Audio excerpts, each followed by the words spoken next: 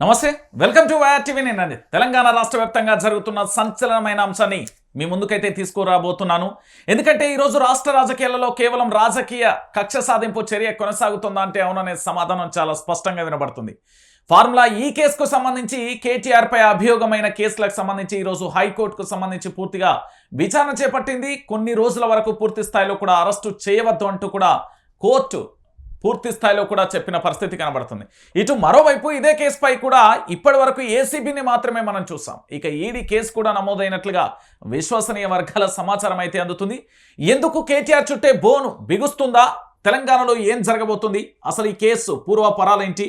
ఈ ఫార్ములా ఈ రేస్కు సంబంధించి జరిగిన వాస్తవాలేంటి, అవాస్తవాలేంటి అనేది చర్చించబోదాం. ఈరోజు వైఆర్ టీవీ స్టూడియోలో ఉన్నారు జక్కుల లక్ష్మణ్ గారు, నాంపల్లి క్రిమినల్ లాయర్. వారితో మాట్లాడే ప్రయత్నం అయితే చేద్దాం. అనేక కేసులను వాదిస్తూ పూర్తి స్థాయిలో కూడా వారు ఇటు బీఆర్ఎస్ పార్టీ లీగల్ సెల్ పనిచేస్తుంది, మరోవైపు తెలంగాణలో ప్రశ్నించే గొంతుకలకు అండగా నిలుస్తున్నారు డాక్టర్ లక్ష్మణ్ గారు. వారితో మాట్లాడే ప్రయత్నం చేద్దాం. లక్ష్మణ్ గారు నమస్తే అండి. నమస్తే అండి. ఏంటి అసలు ఏం జరిగింది ఈ ఫార్ములాకు సంబంధించి? ఫార్ములా ఈ రేస్ అంటే అసలు ఏంటి? దాని మీద అభియోగమైన సెక్షన్స్ ఏంటి? ఏం జరుగుతుంది అసలు? సింపుల్గా అండి, ఫార్ములా ఈ రేస్ అనేది ఎలక్ట్రిక్ వెహికల్స్ని అంటే పొల్యూషన్ తగ్గించడానికి కార్ రేసింగ్ను పెడుతూ దాని ద్వారా పెట్రోల్ డీజిల్ రేట్లు ఈ మధ్యలో పెరుగుతున్నాయి. ఆ రేట్లని మన స్టేట్లో పెరుగుతున్నాయి కాబట్టి అంటే సామాన్య ప్రజల మీద భారం ఎక్కువ అవుతుంది కాబట్టి దాన్ని తగ్గించడానికి ఎలక్ట్రిక్ వెహికల్స్కి ప్రచారం కల్పించడానికి పెట్టినటువంటి రేస్ కోర్సే ఇది ఈ కార్ రేసింగ్ అనేది.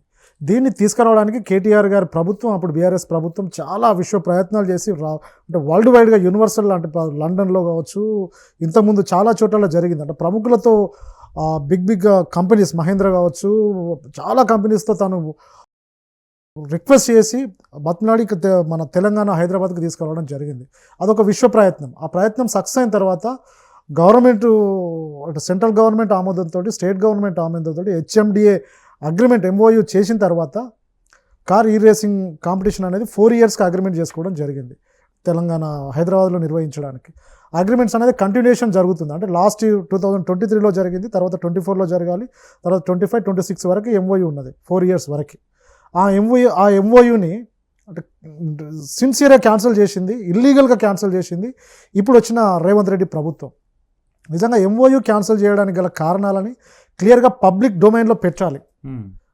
కార్ రేసింగ్ నిర్వహించడం వల్ల దాదాపు 35,000 మంది ప్రత్యక్షంగా వీక్షించారు, 50 మిలియన్ల మంది పరోక్షంగా ప్రపంచవ్యాప్తంగా 100 దేశాలలో దాన్ని వీక్షించడం జరిగింది. నాకు తెలిసి శాటిలైట్ ఛానల్స్కే దాదాపు కోట్ల లాభాలు వచ్చినాయి దాని ద్వారా. అంటే ఇక్కడ ఎంఓయూని క్యాన్సిల్ చేయడం అనేది ఒక big mistake of the government, క్లియర్గా చెప్పాలంటే. అది చేసింది కాబట్టి ఏదైతే ఫార్ములా ఈ రేస్ ఆర్గనైజేషన్స్ ఏవైతే ఉంటారో, ఈవెంట్స్ ఆర్గనైజేషన్స్ ఏవైతే ఉన్నాయో, వాళ్ళు ఇంటర్నేషనల్ ఆర్బిట్రేషన్ ట్రిబ్యునల్లో కూడా కేసు ఫైల్ చేశారు గవర్నమెంట్ మీద. నష్టపరిహారం వాళ్ళు కోరినారు ఇంటర్నేషనల్ ట్రిబ్యునల్లో, మధ్యవర్తిత్వంలో. మీ ద్వారా నేను ఇంత నష్టపోయినాం కాబట్టి మాకు నష్టపరిహారం చెల్లించాలని ఈవెంట్ ఆర్గనైజేషన్స్ కంప్లైంట్ చేయడం జరిగింది. నోటీస్ గవర్నమెంట్కి ఇవ్వడం జరిగింది. అది పెండింగ్ ఉంది ప్రెజెంట్. అంటే దానికి రిప్లై ఇవ్వాల్సిందే, దానికి నష్టపరిహారం చెల్లించాల్సినటువంటి ప్రభుత్వం ఇక్కడ కేటీఆర్ గారు అంత పెద్ద బ్రాండ్ ఇమేజ్ని, అంటే కార్ రేసింగ్ అనేది మనం టీవీలో చూడడం వరకే అండి. నిజంగా ఎక్కడో లండన్లో జరిగింది, ఎక్కడో ఫ్రాన్స్లో జరిగేటువంటి కాంపిటీషన్ని తెలంగాణకి తీసుకొచ్చిన ఘనత కేటీఆర్ గారికి దక్కుతుంది. నిజంగా అలాంటి ఇమేజ్ని అంటే ప్రపంచ స్థాయిలో, ఇండియాలోనే కాదు ప్రపంచ స్థాయిలో కార్ రేసింగ్ నిర్వహించడం వల్ల ప్రపంచ స్థాయిలో హైదరాబాద్ బ్రాండ్ పెరగడం కాకుండా ఇక్కడికి చాలా కొన్ని వందల కంపెనీస్ ఇక్కడ ఇన్వెస్ట్మెంట్ చేయడం జరిగింది.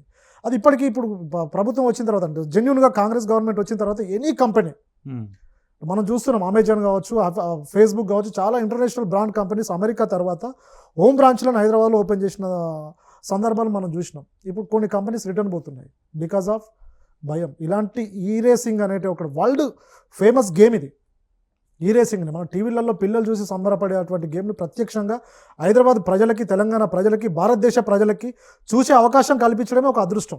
Okay, that is a image, that is a lucky of these people. కానీ దాన్ని క్యాన్సిల్ చేయడం అనేది నిజంగా ప్రభుత్వం చేసిన అది మిస్టేక్. అది అంటే ప్రభుత్వం మిస్టేక్ చేసింది అంటున్నారు, ప్రభుత్వం అవినీతి జరిగిందని ఇక్కడ ఎఫ్ఐఆర్లు నమోదు చేశారు. ఆ ఎఫ్ఐఆర్లు ఏంటి మరి? ఇదంతా ఎందుకు క్లియర్గా అండి. ఇప్పుడు రంజిత్ గారు ఇక్కడ చూడండి, ఇక్కడ FIR number 12 of RCOU, this is the FIR number, this is the FIR copy. ఎఫ్ఐఆర్ కాపీలో క్లియర్గా వాళ్ళు కొన్ని సెక్షన్స్ మెన్షన్ చేయడం జరిగింది. 13(1)A and 13(2) prevention of corruption act అనేది. నిజంగా ఎంఓయు వాళ్ళు హెచ్ఎండిఏ అదేవిధంగా తెలంగాణ రాష్ట్ర ప్రభుత్వం సెంట్రల్ గవర్నమెంట్ ఎంఓయు కుదుర్చుకున్నప్పుడు ఈ కరప్షన్ జరిగింది అనడానికి నిజంగా ఎలాంటి డాక్యుమెంట్ ఆధారాలు ఉంటే ఆ ఈవెంట్ జరిగినటువంటి ఫస్ట్ ఈవెంట్ 2023లో జరిగింది, కార్ రేస్ ఈవెంట్ అనేది. ఓకే, దాని నిజంగా అక్కడ కరప్షన్ జరుగుంటే ఈవెంట్ జరిగిన లేదు, రేవంత్ గారి ప్రభుత్వం వచ్చిన 1 monthకే దీని మీద విచారణకు ఆదేశించేది ఉండే. 14 months డిలే. 14 months డిలే తర్వాత ఈ కార్ రేసింగ్ని క్యాన్సిల్ చేయాల్సిన అవసరం ఏముంది, దీని మీద ఎంక్వైరీకి ఆదేశించాల్సిన అవసరం ఏముంది, దానకిషోర్ గారు కంప్లైంట్ ఇవ్వాల్సిన అవసరం ఏముంది, అసలు నిజంగా కార్ రేసింగ్ నిర్వహించడం వల్ల ఎవరికి నష్టం వచ్చింది, ఈజ్ ద లాస్ నష్టపోయింది ఎవరు, నిర్వాహకులు. అంటే ప్రభుత్వం ఏదైతే ఎంఓయూని క్యాన్సిల్ చేయడం వల్ల రేస్ కోర్స్ నిర్వహించేటువంటి వరల్డ్ ఫేమస్ ఈవెంట్ ఆర్గనైజేషన్స్ నష్టపోయినాయి. ఓకే, వాళ్ళ నష్టపరిహారం ఎవరు ఇవ్వాలి, ప్రభుత్వం ఇవ్వాలి. ప్రభుత్వం ఇవ్వాల్సిన నష్టపరిహారాన్ని పక్కన పెట్టి నిజంగా ఈసారి నిజంగా కేటీఆర్ గారు నిర్వహించిన దాని ద్వారా నష్టం జరుగుంటే దాని విచారణ మీరు ఎఫ్ఐఆర్ ఇప్పుడు పెట్టారు, అది విచారణ యాజ్ పర్ లా అది వెళ్తుంటుంది. ఇన్వెస్టిగేషన్ ఏది అంటే ఈ రేసింగ్ సంబంధించి ప్రధానంగా కూడా అనేక కంపెనీలు స్పాన్సర్స్ చేయడం మాత్రమే మనం చూస్తాం. ఈసారి ప్రభుత్వం నేరుగా కూడా ఖర్చు భరించి మరీ కూడా ఈవెంట్ చేసిందనే ఆరోపణ కూడా ఉంది కదా. అంటే హెచ్ఎండిఏకి కొన్ని పరిమితులు ఉంటాయండి, కొన్ని పరిధులు ఉంటాయి. హెచ్ఎండిఏ హైదరాబాద్ డెవలప్మెంట్ కార్పొరేషన్ అనేది హైదరాబాద్ డెవలప్మెంట్ కోసం ఏర్పడినటువంటి సంస్థ, ప్రభుత్వ రంగ సంస్థ. హైదరాబాద్ డెవలప్ కోసం ఎలాంటి నిర్ణయాలైనా తీసుకోవచ్చు ఆ సంస్థ కావచ్చు, దానికి సంబంధించిన ఆఫీసర్స్ కావచ్చు. ఆ క్రమంలో తీసుకున్నటువంటి నిర్ణయమే, ఆ క్రమంలో తీసుకున్నట్టు ఎంఓయూఏ ఈ కార్ రేసింగ్ కోసం ఇంటర్నేషనల్ కంపెనీస్తో కావచ్చు, ఆనంద్ మహీంద్రా కావచ్చు, చాలా సినీ ప్రముఖులు, రాజకీయ ప్రముఖులు, సెంట్రల్ గవర్నమెంట్, స్టేట్ గవర్నమెంట్ రాజకీయ ప్రముఖులు కూడా పార్టిసిపేట్ చేసినటువంటి ఈవెంట్ ఆర్గనైజేషన్. కాబట్టి దీని ద్వారా అంటే ఈ ఈవెంట్ ద్వారా ఇప్పుడున్న ప్రభుత్వానికి నష్టం కలిగిందా అనేది ఎక్కడ కూడా లేదు. అప్పుడు కేటీఆర్ గారు నిజంగా నిర్వహించినప్పుడు ఎవరికి నష్టం జరిగింది క్లియర్గా ఎలాంటి ఆధారం లేదు. ఎఫ్ఐఆర్లో కూడా క్లియర్గా ఈరోజు హైకోర్టులో మనం చూసినాం. డబ్ల్యూపీ మూవ్ చేసినప్పుడు, సుందరం సీనియర్ అడ్వకేట్ ఆర్గ్యూ చేస్తున్నప్పుడు, అదేవిధంగా ఏజీ సుదర్శన్ రెడ్డి గారు ఆర్గ్యూ చేస్తున్నప్పుడు ఎవరి వాదన వాళ్ళు వినిపించినప్పటికీ కామన్ పబ్లిక్ అర్థమైంది ఒకటే, రెండోసారి రేస్ కోర్సు నిర్వహించకపోవడానికి కారణం ఏంటి. నిజంగా కేటీఆర్ గారు గవర్నమెంట్, బీఆర్ఎస్ ప్రభుత్వం నిజంగా నష్టం చేసినప్పుడు, దాని ద్వారా ప్రభుత్వానికి నష్టం జరిగినప్పుడు ఇప్పుడు లాభాలు వచ్చేలాగా మీరు ఎందుకు నిర్వహించట్లేదు? ఓకే, దాన్ని క్యాన్సిల్ చేయాల్సిన అవసరం ఏముంది? అంటే ఇమేజ్ని తగ్గించే కార్యక్రమమే కావచ్చు అనుకోవచ్చు కదా. అవును, నిజంగా ఒక వ్యక్తి తప్పు చేస్తే దాన్ని సరిదిద్ది మళ్ళీ కొత్త అగ్రిమెంట్, మీరు ఎంఓయూ న్యూ అగ్రిమెంట్ క్యాన్సిల్ చేసిన తర్వాత కొత్త అగ్రిమెంట్ చేసుకుంటాం మనం. అలా ఎందుకు చేసుకోలేదు? ఈరోజు అవన్నీ ప్రస్తావనకు వస్తున్నాయి, ప్రజలకు అర్థమవుతున్నాయి. అంటే ఏం సెక్షన్లు నమోదని, వాటి వల్ల ఎలాంటి పరిణామాలు ఉంటాయి భవిష్యత్తు? మీరు మంచి క్వశ్చన్ అది. ఇప్పుడు ఇందులో 13(1) Clause A, 13 Clause 2 prevention of corruption act 1988 అని ఈ సెక్షన్ పెట్టడం జరిగింది. అందులో 13 Clause 1A అనేది public servant who commits criminal misconduct. Criminal misconduct చేయడానికి ఎవరైతే పబ్లిక్ సర్వెంట్ ఉంటారో, ఎవరైతే ఎంఓయూలో కావచ్చు, ఎంఓయూ లేకుండా కావచ్చు, క్రిమినల్ మిస్కండక్ట్ చేస్తుంటారో, ఆయన డ్యూటీస్ని మిస్కండక్ట్ చేస్తుంటారో, అమౌంట్ని మిస్కండక్ట్ చేసేలాగా ట్రాన్స్ఫర్ చేస్తుంటారో, వాళ్ళు చేసినట్లయితే ఈ 13A అనేది అట్రాక్ట్ అవుతుంది. అదేవిధంగా ఇంకో సెక్షన్ పెట్టారు, 13 Clause 2 prevention of corruption act అని ఒకటి పెట్టారు. అందులో క్లియర్గా dishonestly or fraudulently or misappropriate or otherwise convert for his own or use any property, అంటే సొంత అవసరాలకు ఏదైనా ప్రాపర్టీని వాడుకున్నప్పుడు కానీ, ఫ్రాడ్యులెంట్ చేసినప్పుడు కానీ, డిసానెస్ట్ చేసినప్పుడు, మిస్అప్రోప్రియేషన్ ఆఫ్ హిజ్ డ్యూటీస్ కానీ, ఇక్కడ అరవింద్ కుమార్ కావచ్చు, కేటీఆర్ కావచ్చు, ఎక్కడ కూడా క్రిమినల్ మిస్కండక్ట్ చేసినట్టు కానీ, అదేవిధంగా ఫ్రాడ్ చేసినట్టు కానీ, అదేవిధంగా మిస్అప్రోప్రియేట్ డ్యూటీస్ని కానీ, ఫండ్ కానీ మిస్అప్రోప్రియేట్ చేసినట్టు ఎక్కడ కూడా ఆధారాలు లేవు. ఓకే, అందుకే ఈరోజు మనం క్లియర్గా హైకోర్టు ఈరోజు క్లియర్ ఒకటి చెప్పడం జరిగింది. Basing on the FIR ingredients అనేవి ప్రాపర్గా లేవు కాబట్టి, ఈ ఇంగ్రీడియంట్స్ బేస్ చేసుకొని అరెస్ట్ చేయడానికి అవకాశం లేదు కాబట్టి, ఇన్వెస్టిగేషన్ అనేది పూర్తిగా జరగలేదు కాబట్టి కేటీఆర్ గారికి మేము 10 రోజుల వరకు నాట్ టు అరెస్ట్ అనేది ఇస్తున్నామని హైకోర్టు క్లియర్గా చెప్పడం జరిగింది, ఆర్డర్ కూడా ఇవ్వడం జరిగింది. అంటే ఇక్కడ 54.8 కోట్లకు సంబంధించి పూర్తి స్థాయిలో చర్చ కొనసాగుతుంది. అంటే ఇప్పుడు కేసుల ఎఫ్ఐఆర్ల నమోదైన వరకు కేవలం అందులో మిస్యూజ్ జరిగింది, దాన్ని సొంత అవసరాల కోసం వాడుకున్నారు అనేది వాదన, అంతేనా? అంతే అంతే అంతే. ఇప్పుడు మరి దీన్ని హైకోర్టుకు చేరింది కదా, ఇప్పుడు హైకోర్టులో 30వ తారీఖు వరకు కూడా అరెస్ట్ చేయండి. దీని మీద ఈడీ కేసు కూడా నమోదైందని వార్తలు అయితే వస్తున్నాయి. సో ఈడీ కేసు నమోదైతే తదుపరి పరిణామం ఎలా ఉండబోతుంది? క్లియర్గా చెప్తున్నాం మీకు. ఇక్కడ ఏదైతే ఏసీబీ కేసులో మన ప్రభుత్వ ఉద్యోగులు కావచ్చు, పోలీస్ అధికారులు కావచ్చు, లంచాలు తీసుకుంటే పట్టు ఇల్లీగల్ మనీ ట్రాన్సాక్షన్ అంటే పిఎంఎల్ఏ యాక్ట్ అనేది, prevention of money laundering act అనేది ఈడీ కేసులలో వాళ్ళ సెక్షన్స్ బుక్ చేసి ఈడీ కేసులలో అరెస్ట్ చేసే అవకాశం ఉంటుంది. ఈ మధ్యలో చాలా కేసులు మనం చూస్తున్నాం. ఈ కేసులో నాట్ టు అరెస్ట్ వచ్చినప్పుడు నిజంగా మన ఈడీ కేసు బుక్ చేసినప్పుడు అంటే ఈ కేసులో ఇంగ్రీడియంట్స్ ప్రాపర్గా లేనప్పుడు ఈడీ ఏ విధంగా ముందుకెళ్తుంది? నిజంగా కేటీఆర్ గారికి నోటీస్ ఇస్తుందా, అరవింద్ గారికి నోటీస్ ఇస్తుందా, నోటీస్ ఇచ్చింది వాళ్ళ దగ్గర రిప్లై తీసుకుంటుందా, లేదంటే వాళ్ళు కూడా హైకోర్టును అప్రోచ్ అవుతారా, అరెస్ట్ పర్మిషన్ వాళ్ళు తీసుకుంటారా అనేది మనం చూడాలి. మీరు అన్నట్టు అంటే ఇక్కడ ఈడీ అంటే గతంలో లిక్కర్ స్కామ్లో కూడా చూసాం, ఢిల్లీ లిక్కర్ స్కామ్ సంబంధించి కేవలం ఆరోపణలు వచ్చినప్పుడు మాత్రమే దానిలో కేసు నమోదైనప్పుడే కవితను తీసుకెళ్లి అరెస్టు చేసిన పరిణామాలు చూసాం. అంటే కేటీఆర్ విషయంలో కూడా అలాంటి పరిణామాలు చోటు చేసుకోవచ్చు. అంటే ఇక్కడ కవిత గారికి అప్పుడు నోటీస్ కోసం అని వచ్చారు వాళ్ళు, ఈడీ అధికారి నోటీస్ ఇద్దామని వచ్చి ఇమీడియట్గా ప్రివెంటివ్గా అరెస్ట్ చేయడం జరిగింది.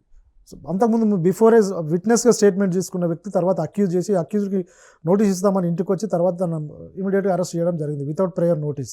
అందుకే కవిత గారికి తర్వాత కొంత డిలే అయినా బెయిల్ రావడం జరిగింది. ఇక్కడ క్లియర్గా కేటీఆర్ గారు ఇక్కడ ఎంఓ అంటే ప్రాపర్గా మీడియా ఛానల్లో కూడా చాలా ప్రెస్ మీట్లో కూడా క్లియర్గా చెప్తున్నాడు, ఎక్కడ కూడా క్రిమినల్ మిస్కండక్ట్ చేయలేదు, సొంత అవసరాలకి నేను ప్రాపర్టీ వాడుకోలేదు, మా నగదును నేను వాడుకోలేదు. మీరు అన్నట్టు 54 కోట్లని ఒక సింగిల్ రూపాయి కూడా కేటీఆర్ గారు కావచ్చు, అరవింద్ కుమార్ గారు కావచ్చు, రూపాయి కూడా వాళ్ళ సొంత అవసరాలకు వాడుకున్నట్టు మినిమం 1% ఎవిడెన్స్ కూడా వాళ్ళు షో చేయలేదు. ఎఫ్ఐఆర్లో ఇంగ్రీడియంట్స్ కూడా చెప్పలేదు. 54 కోట్లు వాళ్ళు ట్రాన్స్ఫర్ చేశారు గవర్నమెంట్ అఫీషియల్గా, అంటే హెచ్ఎండిఏ అకౌంట్ నుంచి అఫీషియల్గా ఈవెంట్ ఆర్గనైజేషన్కి ట్రాన్స్ఫర్ జరిగింది. దాని ద్వారా ఎక్కడ కూడా మీరు అన్నట్టు ఈడీ కేసు నమోదు చేయడానికి కావచ్చు, ఈడీ అరెస్ట్ చేయడానికి కావచ్చు, ప్రివెన్షన్ ఆఫ్ మనీ లాండరింగ్ నగదు అక్రమంగా ఒక చేతులు మారినప్పుడు కానీ ట్రాన్స్ఫర్ అయినప్పుడు కానీ అక్రమంగా జరిగినప్పుడు మాత్రమే ఆ ఈడీ అధికారులకు కావచ్చు అరెస్ట్ చేసే అవకాశం ఉంటుంది. ఇక్కడ హైకోర్టే స్టే ఇచ్చింది. నిజంగా ఈడీ మరి ఏం చేస్తుందని మనం ఆలోచించాలి. అంటే ఈడీకి సంబంధించి ఒక చట్టం ఉంటుందని ప్రధానంగా కూడా చర్చ జరుగుతుంది. స్పెషల్ యాక్ట్ అంటే ఒకసారి కేసు నమోదైందంటే దానికి పూర్తి స్థాయిలో అరెస్టు చేయొచ్చు అనే ఒక వాదన కూడా కొనసాగుతుంది. అలా ఉండబోతుందా? ఏదన్నా స్పెషల్ రూల్స్ ఉన్న రంజిత్ గారు, దానికి కొన్ని పరిమితులు ఉంటాయి. ఎనీ స్పెషల్ రూల్ ఈడీ కావచ్చు, ఏసీబీ కావచ్చు, సిబిఐ కావచ్చు, సెబీ కావచ్చు, ఏదైనా ప్రయర్ నోటీస్ లేకుండా, అంటే కాన్స్టిట్యూషన్ చెప్పేది అదే, బిఎన్ఎస్ఎస్ యాక్ట్ చెప్పేది అదే, ఇందులో సెక్షన్ 173 బిఎన్ఎస్ఎస్ యాక్ట్ అని ఒకటి చెప్పారు. దీని ప్రకారం ఎఫ్ఐఆర్ నమోదు చేసినప్పుడు అక్యూజ్డ్ కావచ్చు, విట్నెస్ కావచ్చు, విక్టిమ్ కావచ్చు నోటీస్ ఇవ్వాల్సింది. నోటీస్ ఇచ్చిన తర్వాత రిప్లైకి టైం ఇవ్వాల్సింది. నిజంగా నోటీస్ ఇవ్వకుండా అరెస్ట్ చేసినట్టయితే అరెస్ట్ని కూడా ఛాలెంజ్ చేసే అవకాశం ఉంటుంది, రిమాండ్ని కూడా ఛాలెంజ్ చేసే అవకాశం ఉంటుంది, జడ్జి ముందు ప్రస్తావించే అవకాశం ఉంటుంది. నిజంగా అలా చేసిన సందర్భంలో ప్రయర్ నోటీస్ ఇవ్వకుండా అరెస్ట్ చేసినప్పుడు అరెస్ట్ని కూడా క్యాన్సిల్ చేసి ఆ రిమాండ్ను కూడా ఛాలెంజ్ చేసిన సందర్భాలు ఉన్నాయి. ఆ రిమాండ్స్ అంటే ఈ ఎఫ్ఐఆర్ను కూడా క్లాజ్ చేసే అవకాశం కూడా ఉంటుంది. అంటే మీరు చాలా వరకు కేసులు చూస్తుంటారు, రాజకీయ వ్యక్తిగత కేసుగా దీన్ని పరిగణించవచ్చా? నిజంగానే న్యాయ నిపుణులు మాత్రం ఇలాంటి వాళ్ళు అసలు దాంట్లో ఎలాంటి జరగలేదు, మిస్యూజ్ ఫండ్స్ అని మీరు అంటున్నారు, హైకోర్టు ఇచ్చిన దీనికి సంబంధించి అరెస్ట్ లేదంటున్నారు. దీంట్లో ఏం నమ్మొచ్చు అసలు తెలంగాణ ప్రాంతం? క్లియర్గా అంటే ఒకటి అంటే జనరల్గా నేను ఈడీ కేసు కావచ్చు, ఇప్పుడు ఏసీబీ కేసు కావచ్చు, జనరల్గా మీకు చెప్తున్నారు. ఒక వ్యక్తి ఇక్కడ దానకిషోర్ గారు ఐఏఎస్ గారు కంప్లైంట్ ఇవ్వడం జరిగింది. నిజంగా దానకిషోర్ గారు ఒక సిన్సియర్గా వాళ్ళు కంప్లైంట్ ఇవ్వాలంటే 2023లోనే ఫార్ములా ఈ రేస్ అయిన తర్వాతనే నిజంగా ఒక వ్యక్తి సమ్ ఈవెంట్ ఆర్గనైజేషన్ నేను దీని ద్వారా మేము ఇన్వెస్ట్ చేయలేకపోతున్నామని తప్పుకున్నారు, వాళ్ళు రిమూవ్ అయిపోయారు. ఆ టైంలో ఎందుకు ఇవ్వలేదు కంప్లైంట్? నిజంగా ఇది పొలిటికల్ వెండెక్టా కాకపోతే, పొలిటికల్గా పెట్టిన కేసు కాకపోతే, ఇన్సిడెంట్ జరిగిన వెంటనే ఇదే వ్యక్తి ఇదే దానకిషోర్ గారు ఎందుకు కంప్లైంట్ ఇవ్వలేదు? 14 months తర్వాత ఇప్పుడు కంప్లైంట్ ఇవ్వాల్సిన అవసరం ఏముంది? అందుకే ఇది అంటే నిజంగా పొలిటికల్ ప్రెజర్తో ఇచ్చిన కంప్లైంట్ అనేది కూడా మనం ఆలోచించాల్సిన విషయం. అంటే వెంటనే ఇవ్వచ్చు, 14 నెలల సమయం ఎందుకు పట్టింది అనేది మీ వాదన. అంతే. అంటే దాని ప్రభుత్వానికి సంబంధించి కుట్రపూరితంగా చేశారు అంతే కదా. ఇప్పుడు నిజంగా ఫ్రాడ్ జరుగుంటే, ప్రివెన్షన్ ఆఫ్ కరప్షన్ జరుగుంటే ఇమీడియట్గా కంప్లైంట్ ఇవ్వచ్చు. ఇప్పుడు ఎస్ఐని ఒక దగ్గర మనం పట్టుకుంటామండి, ఈ ఏసీబీ వాళ్ళు పట్టుకుంటారు, ఇమీడియట్గా అరెస్ట్ చేసే ముందే ఒక వ్యక్తి డబ్బులు చేతులు మారేటప్పుడు తనను అరెస్ట్ చేస్తుంటారు. కానీ ఇక్కడ జరిగిన 14 months తర్వాత కంప్లైంట్ ఇవ్వాల్సిన అవసరం ఏముంది? ఎఫ్ఐఆర్ చేయాల్సిన అవసరం ఏముంది? గవర్నర్ గారి పర్మిషన్ పంపాల్సిన అవసరం ఏముంది? అందుకే ఇక్కడ కేటీఆర్ గారు తప్పు చేయలేదు కాబట్టి కరప్ట్ ప్రాక్టీస్ చేయలేదు కాబట్టి, కరప్షన్ చేయలేదు కాబట్టి హైదరాబాద్ ఇమేజ్ని పెంచడానికి, అదేవిధంగా సిన్సియర్గా అండి, ఇంకా నేచర్ అనేది ఒకటి ఉంటుందండి. అంటే నేను బియాండ్ లా మాట్లాడుతున్నా. కేటీఆర్ గారు చేసిన గొప్ప పని, నా అడ్వకేట్గా కూడా కాదు, గొప్ప పని ఏంటంటే ప్రకృతిని మనం కాపాడాలి, పొల్యూషన్ని తగ్గించాలంటే మనం పర్యావరణవేత్తలు చాలామంది మాట్లాడుతుంటారు, కానీ ఇందులో ఇండైరెక్ట్గా పర్యావరణాన్ని పరిరక్షించే ఒక సాధనం ఇది ఫార్ములా ఈ రేస్ అనేది. నిజంగా ఒక ఏది మనం పెట్రోల్ కావచ్చు, డీజిల్ కావచ్చు, ఈ వాడకం తగ్గినప్పుడు, ఎలక్ట్రిక్ వాహనాలు వినియోగం పెరిగినప్పుడు పొగ, అంటే వాహనాల నుంచి వచ్చే పొగ అనేది ఎలక్ట్రిక్ వాహనాల నుంచి పొగ రాదు, వీటి నుంచి పొగ వస్తుంది. అంటే పొల్యూషన్ని తను ప్రొటెక్ట్ చేయడానికి పెట్టినటువంటి గేమ్ ఇది. అంటే ఒక రకంగా చట్టాలు తనను ప్రొటెక్ట్ చేస్తాయి. ఒక ఒక ఒక హ్యుమానిటేరియన్, అంటే నేను చెప్తున్న ఒక ప్రకృతి ప్రేమికుడిగా అత్యవసర పరిస్థితుల్లో ప్రకృతి కూడా కేటీఆర్ని కాపాడుతుందని నేను అనుకుంటున్నాను. అంటే ఇక్కడ ముగ్గురిపై కేసు నమోదైంది. ఒకటి కేటీఆర్ మీద, రెండోది అరవింద్ కుమార్ అనుకుంటా, బహుశా ఇంకోటి బిఎల్ఎన్ రెడ్డి, ముగ్గురు మీద నమోదైంది. అంటే కేవలం కేటీఆర్ పేరు మాత్రమే వినిపిస్తుంది, మిగతా ఇద్దరు అధికారుల పేరు ఎందుకు ఎందుకంటే ఒకరు ఇంజనీర్గా ఉన్నారు, ఒకరు అక్కడికి సంబంధించి ఉన్న పరిస్థితి, వీళ్ళిద్దరిని ఎందుకు పక్కదోవని పట్టించే ప్రయత్నం? అంటే క్లియర్ ఇక్కడ, అందుకే మీరు ఇప్పుడు అన్నారు కదా పొలిటికల్ వెండెక్టా కావచ్చేమో అనిపిస్తుంది. నిజంగా వాళ్ళు చేస్తుంటే ఇప్పుడు గవర్నమెంట్ అఫీషియల్స్ వాళ్ళ మీద చేయాలి. ఇప్పుడు ఇంకోటి ఇక్కడ మనం ఆలోచించాల్సింది ఏంటంటే రంజిత్ గారు, ఇందులో క్లియర్గా మనీ ట్రాన్స్ఫర్ చేసేటప్పుడు ఫైనాన్షియల్ డిపార్ట్మెంట్ సంతకాలు తీసుకోలేదు, వాళ్ళ పర్మిషన్ తీసుకోలేదు అన్న. నిజంగా వాళ్ళ మీద కూడా అక్యూజ్ చేయాలి. హైకోర్టులో కూడా డిస్కషన్ జరిగింది. ఎవరైతే ట్రాన్స్ఫర్ చేసారో తనను కూడా అక్యూజ్గా చేయాలి. ఏదైతే ట్రాన్స్ఫర్ చేసిన బ్యాంక్ ఉంటుందో బ్యాంకును కూడా అక్యూజ్ చేయాలి. ఎవరైతే రిసీవర్ బ్యాంక్ ఉంటుందో బ్యాంకును కూడా అక్యూజ్గా చేయాలి. నిజంగా ఎవరైతే ఈవెంట్ ఆర్గనైజేషన్ ఎవరైతే అమౌంట్ తీసుకున్నారో వాళ్ళని అక్యూజ్ చేయాలి. ఎవరిని చేయడానికి అవకాశం కూడా లేదు. ఎందుకంటే ఇక్కడ ఫ్రాడ్ జరగలేదు, ప్రొఫెషనల్ అంటే క్రిమినల్ మిస్కండక్ట్ జరగలేదు. ఎక్కడ కూడా బ్రీచ్ ఆఫ్ ట్రస్ట్ అనేది ఇంకో 409 అనే ఒక సెక్షన్ పెట్టారు. Criminal breach of trust, public servant కాబట్టి బ్యాంకును కూడా మనం బ్రీచ్ ఆఫ్ ట్రస్ట్ చేసినట్టయితే ఈ 409 అనే సెక్షన్ అట్రాక్ట్ అవుతుంది. ఇక్కడ ఏ సెక్షన్ కూడా వాళ్ళు పెట్టినటువంటి కంప్లైంట్లో 409 కావచ్చు, 13A క్లాస్ ఏ కావచ్చు, 13 క్లాస్ 2 కావచ్చు, ప్రివెన్షన్ ఆఫ్ కరప్షన్ యాక్ట్కి సంబంధించి సెక్షన్స్ అట్రాక్ట్ కావు. ఇక్కడ కావు కాబట్టి మిగతా వాళ్ళని ఎవరిని ఇన్వాల్వ్ చేయకుండా మీరు అన్నట్టు కేటీఆర్ గారిని ఇప్పుడు ఈ మధ్యలో మనం చూస్తున్నాం, ప్రజల తరపున ప్రశ్నిస్తున్నాడు, ఒక జర్నలిస్టుల తరపున ప్రశ్నిస్తున్నాడు, ఆటో కార్మికుల తరపున ప్రశ్నిస్తున్నాడు, రైతుల తరపున ప్రశ్నిస్తున్నాడు, హైడ్రా బాధితుల తరపున ప్రశ్నిస్తున్నాడు. వాళ్ళకి లీగల్గా మా బీఆర్ఎస్ లీగల్ ఆ టీంను కూడా తను ప్రొవైడ్ చేస్తున్నాడు, ఫ్రీ సర్వీస్ ఇస్తున్నాడు. ఎక్కడ కూడా ఎవరి దగ్గర కూడా సింగిల్ రూపాయి చేసుకుంటే సర్వీస్ మోటార్తో తను ముందుకెళ్తున్నాడు. అంటే సర్వీస్ చేస్తున్నాడు కాబట్టి దాని ద్వారా ప్రభుత్వ పరంగా ఇప్పుడు ప్రభుత్వానికి ఏమన్నా అంటే డిస్టర్బెన్స్ అవుతుంది మన కోణంలో కూడా ఈ కేసు పెట్టారేమో అనే అనుమానం వస్తుంది. అంటే పూర్తి స్థాయిలో డిస్టర్బెన్స్ మొత్తం హైకోర్టుకు సంబంధించి అసలు విచారణలో ఏం జరిగింది ఒకటి క్లియర్గా అర్థమైంది. అంటే ఇక్కడ మనం ఇద్దరు ఆర్గ్యుమెంట్స్ మనం చూసినట్టయితే క్లియర్గా రంజిత్ గారు, అందులో ఈ సీనియర్ అడ్వకేట్ సుందరం గారు కావచ్చు, ఏజీ సుదర్శన్ రెడ్డి గారు కావచ్చు, కంప్లైంట్ అంటే ఇన్సిడెంట్ జరిగిన వెంటనే ఎందుకు కంప్లైంట్ ఇవ్వలేదు, అది ఒకటి. ఇందులో ఏదైతే ఎఫ్ఐఆర్లో వాళ్ళు కంప్లైంట్లో క్లియర్గా వాళ్ళు రాశారో, కంప్లైంట్ ఎవరైతే కేటీఆర్ గారి మీద కావచ్చు, రెడ్డి గారి మీద కావచ్చు, అరవింద్ గారి కంప్లైంట్ చేశారో, ఎక్కడ కూడా ఇంగ్రీడియంట్స్ ఈ సెక్షన్కు సంబంధించిన ఇంగ్రీడియంట్స్ అందులో లేవు. ఫ్యాక్ట్ ఆఫ్ ది కేస్ అనేది క్లియర్గా సెక్షన్ అట్రాక్ట్గా అయ్యేలాగా లేదు. అదేవిధంగా 19th రోజు కేసు అయితే 28th రోజు అరెస్ట్ చేసే అవకాశం ఉంటుంది. కాబట్టి ఇన్వెస్టిగేషన్ ప్రాపర్గా చేయండి. కేటీఆర్ గారిని అరెస్ట్ చేసే అవకాశాలు ఉన్నాయి కాబట్టి తనను అరెస్ట్ చేయకుండా ఫర్దర్ ప్రొసీడింగ్స్లో కూడా స్టే ఇవ్వమని చెప్పి అడగడం జరిగింది.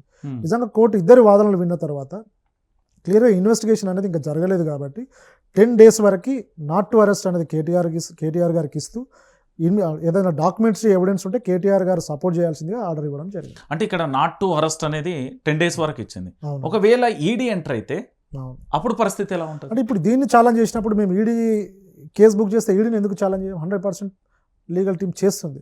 ఓకే, ఎందుకంటే ఇందులో స్టే వచ్చినప్పుడు ఇదే ప్రూవ్ కాలేదు. ఇంకా దీంట్లో ఏంటి అనేది ఇప్పుడు 10 daysలో ఆ ఇన్వెస్టిగేషన్ ఏదో ఏసీబీ ఇన్వెస్టిగేషన్ అధికారి ఇన్వెస్టిగేట్ చేయాలి. మీరు అన్నట్టు ఇప్పుడు మేము చెప్పాను, ఫైనాన్షియల్ డిపార్ట్మెంట్ నుంచి కావచ్చు, ఆర్బీఐ నుంచి కావచ్చు, అదేవిధంగా బ్యాంకర్స్ నుంచి కావచ్చు, అంటే ఇంటర్నేషనల్ అంటే వేరే కంట్రీస్కి ఫండ్ ట్రాన్స్ఫర్ అయినప్పుడు నిజంగా what is the rules and regulations, నిజంగా ఆర్బీఐ పర్మిషన్ తీసుకోవాలా, ఫైనాన్స్ డిపార్ట్మెంట్ పర్మిషన్ తీసుకోవాలా, ఇంకా అక్యూజ్డ్గా ఎవరిని చేర్చాలి, అసలు వీళ్ళని చేర్చడం కరెక్టా లేదా, కేటీఆర్ గారు కూడా డాక్యుమెంట్స్ ప్రొడ్యూస్ చేస్తారు. ఓకే, ఇంగ్రీడియంట్స్గా ప్రాపర్గా లేనప్పుడు, కేటీఆర్ గారు తప్పు చేయనప్పుడు, కేటీఆర్ గారు ఎంటర్ అయిన ఎంఓయూ ప్రాపర్గా ఉన్నప్పుడు, నిజంగా మనీ లాండరింగ్ జరగనప్పుడు కేటీఆర్ గారిని అరెస్ట్ చేశారు, రైట్ ఏసీబీ అంటే అధికారులు. ఇందులో ఒక కీలక అంశం కూడా ఉంది. ఇక్కడ రాజకీయ కక్ష సాధింపుతో జరుగుతున్న ఒక చర్య. రెండోది ఇక్కడ రాష్ట్రానికి సంబంధించి పూర్తి స్థాయిలో దర్యాప్తు సంస్థలన్నీ కూడా ప్రభుత్వం చేతిలో ఉన్నాయి. ఇప్పుడు ఒకవేళ ఈడీ ఎంటర్ అయినా లేకపోతే భవిష్యత్తులో సిబిఐ కానీ ఇవి కేంద్ర దర్యాప్తు సంస్థలు కదా. ఎందుకంటే ఇక్కడ రెండు జాతీయ పార్టీలతోనే ఒక ప్రాంతీయ పార్టీ పోరాటం చేస్తుంది. ఇక్కడ రాజకీయంగా కూడా మనం బ్యాక్గ్రౌండ్ లో చూసినా కూడా మళ్ళీ అదే సీన్ కనిపిస్తుంది కదా, అరెస్ట్ వైపే వెళ్లే ప్రయత్నం కనబడుతుంది కదా. అంటే ఇక్కడ క్లియర్ గా మీరు అన్నట్టు రంజిత్ గారు, ఇప్పుడు గవర్నర్ గారికి పర్మిషన్ కోసం వీళ్ళు రిక్వెస్ట్ లెటర్ పెట్టడం జరిగింది ప్రభుత్వం, ఈడీ అధికారులు పెట్టినట్టున్నారు. దాన్ని యాక్సెప్ట్ చేయడం జరిగింది. నిజంగా అంటే వీళ్ళు పెట్టిన డాక్యుమెంట్స్ ఏంటి, దానికి ఏ డాక్యుమెంట్స్ బేస్ చేసుకొని గవర్నర్ గారు అనుమతి ఇచ్చింది అనేది ఇప్పటివరకు మనకు తెలియదు. మేము డాక్యుమెంట్స్ కోసం కోర్టులో పిటిషన్ కూడా ఫైల్ చేసాం. అది వచ్చిన తర్వాత మిగతా విషయాలు మాకు తెలుస్తుంది. నిజంగా గవర్నర్ గారికి వీళ్ళు ఫ్యాక్ట్ చెప్పారా, ఇప్పుడు ఇదే ఎఫ్ఐఆర్ నమోదు చేసినట్టు ఎఫ్ఐఆర్లో ఉన్న ఇంగ్రీడియంట్స్ బేస్ చేసుకొని గవర్నర్ రిక్వెస్ట్ చేసి పర్మిషన్ తీసుకున్నారా అనేది తర్వాత మాకు ఇచ్చిన నోటీస్ ఇస్తారు కదా. ఇప్పుడు కేటీఆర్ గారికి నోటీస్ ఇచ్చే ముందు దాంట్లో ఉన్న ఏ కేసు పెట్టారు, ఏ డాక్యుమెంట్స్ వాళ్ళు కలెక్ట్ చేసి ఎఫ్ఐఆర్ నమోదు చేశారు, అవన్నీ కేటీఆర్ గారికి ఇవ్వాల్సిందే. ఇచ్చిన తర్వాత దానికి రిప్లై ఇస్తాం. తన తర్వాత కౌన్సిల్స్ రిప్లై ఇచ్చిన తర్వాత అప్పుడు ఈ కేసుని నిజంగా డిస్పోజ్ చేయవచ్చా, కేటీఆర్ గారిని అరెస్ట్ చేయవచ్చా, అరవింద్ గారిని అరెస్ట్ చేయవచ్చా అనేది ఈ వివరాలన్నీ కోర్టుకు వాళ్ళు 27th రోజు కౌంటర్ రూపంలో సబ్మిట్ చేయాల్సి ఉంది. అంటే మీరు ఒక న్యాయవాదిగా చూసినప్పుడు గతంలో కవిత కేసు కానీ ఇప్పుడు కేటీఆర్ కేసు కానీ ఈ వరుసగా కేసులతో అంటే రాజకీయంగా వ్యక్తిగతంగా ఇబ్బందుల పాలు చేస్తున్నప్పుడు కానీ రాజ్యాంగం ప్రకారం కూడా అందులో తప్పు లేదని మీరు చెప్తున్నారు. లిక్కర్ స్కామ్ అయినా ఇదైనా కానీ అనుభవించాల్సిన శిక్ష అయితే అనుభవిస్తున్నారు కదా, మరి దీనికి ఏంటి సమాధానం?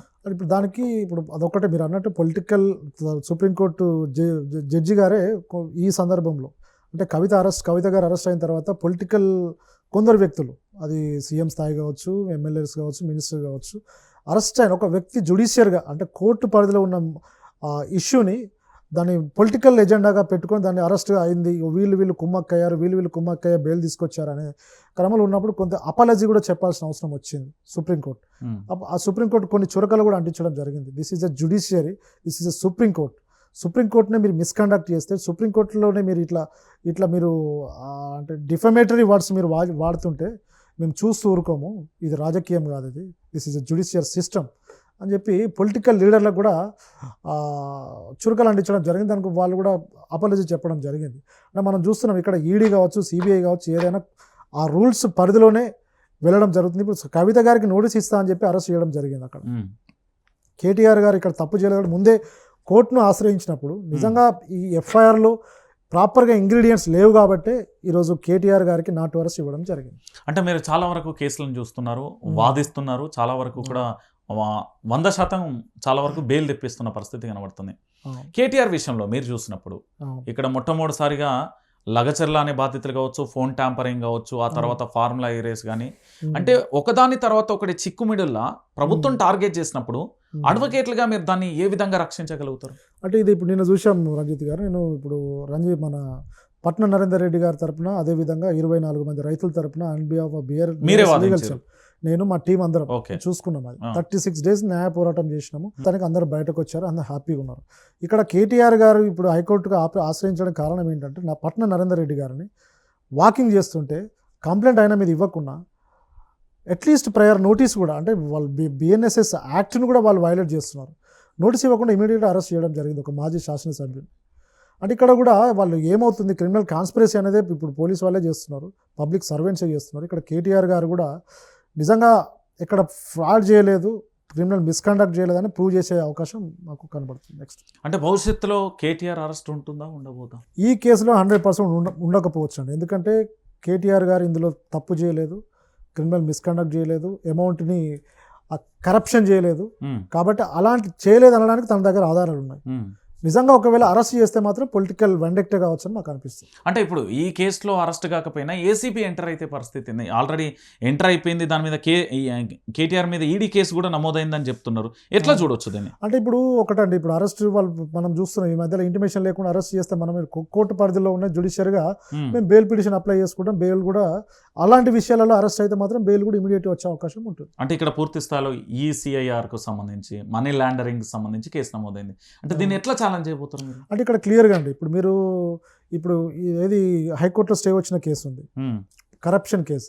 నిజంగా కరప్షన్ జరిగినట్టు ఎక్కడ ఆధారాలు లేనప్పుడు మనీ లాండరింగ్ అనేది ఎక్కడ వస్తుంది? ఫస్ట్ వాళ్ళు ఏ విధంగా కేసు బుక్ చేస్తారు, ఏ విధంగా కేటీఆర్ గారిని అరెస్ట్ చేస్తారు, ఏ గ్రౌండ్స్ మీద అరెస్ట్ చేస్తారు అనేది గ్రౌండ్స్ ఆఫ్ అరెస్ట్ కావచ్చు, రీజన్స్ ఆఫ్ అరెస్ట్ కావచ్చు, ప్రాపర్గా వారు చూపించినప్పుడు మేము దాన్ని కూడా ఛాలెంజ్ చేసే అవకాశం ఉంటుంది. అంటే దీంట్లో మనీ లాండరింగ్ కానీ ఫెమా కానీ 2 చట్టాలను ఉల్లంఘించారనేది ఈడీ స్పష్టంగా కూడా కేసు నమోదు చేసింది ఇప్పుడు. సో దీన్ని ఛాలెంజ్గా ఎలా చేయబోతారు? ఆ కేసు కూడా ఇప్పుడు దీన్ని బేస్ చేసుకొని ఉంటుంది రంజిత్ గారు.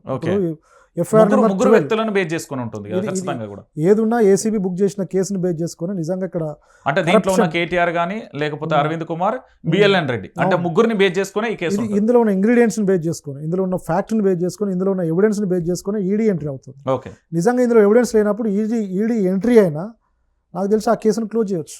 అంటే మనీ లాండరింగ్ కానీ ఫెమా కానీ దీన్ని క్లోజ్ చేసేస్తే మిగతా వాటి క్లోజ్ చేయొచ్చు. ఓకే, క్లోజ్ కూడా చేయొచ్చు. పూర్తి స్థాయిలో మీకు ఒక టఫే నడుస్తుంది అనుకోవచ్చా అడ్వకేట్లకు? 100% అంటే లీగల్ టీమ్ అంటే ఇప్పుడు తెలంగాణలో బీఆర్ఎస్ లీగల్ టీమ్ ఎంత స్ట్రాంగ్గా ఉంటుంది. మేము అంటే మీరు చూశారు కదా, హైకోర్టులో స్టే వచ్చింది. అంటే ఎక్కడికైనా మా దగ్గర ఆధారాలు ఉన్నాయి. కేటీఆర్ గారు కావచ్చు, కేసీఆర్ గారు కావచ్చు, హరీష్ రావు కావచ్చు, ప్రభుత్వం లాస్ట్ అంటే 10 years గవర్నమెంట్లు ఎక్కడ కూడా ఇల్లీగల్గా కావచ్చు, క్రిమినల్ మిస్కండక్ట్ చేయలేదు, క్రిమినల్ కాన్స్పిరసీ చేయలేదు, బ్రీచ్ ఆఫ్ ట్రస్ట్ చేయలేదు, ఫ్రాడ్ చేయలేదు, డిసానెస్ట్ చేయలేదు, మిస్అప్రోప్రియేట్ ఫండ్స్ను కూడా చేయలేదు.